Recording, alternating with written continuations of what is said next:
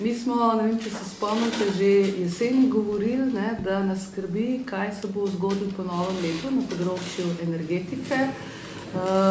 Trg energije se je odprl za konkurenco, v narekovajih, z 1. julijem in takrat smo pač poslušali, da bodo dobavitelji pridni, pa ne bodo nič dražili do konca leta.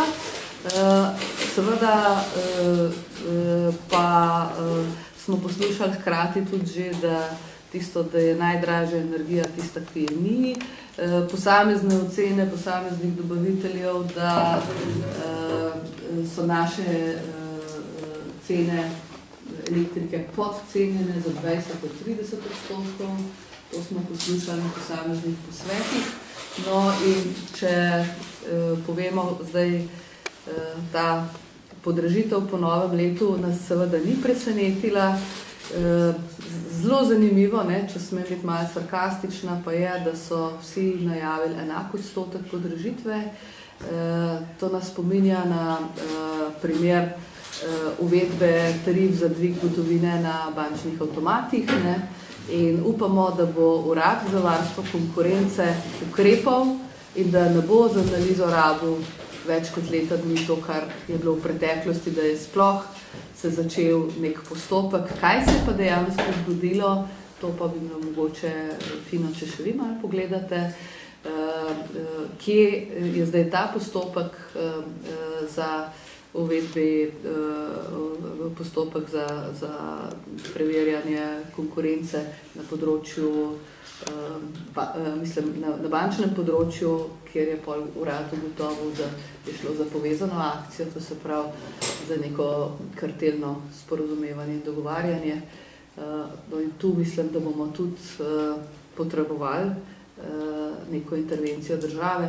Na koncu lahko dodam samo še moje osebno prepričanje, da bi v Sloveniji potrebovali model zamejene cene na področju energetike, ker ne verjamem, da bi lahko konkurenca večjih ponudnikov na tako majhnem trgu sama po sebi dala pozitivne rezultate za potrošnike.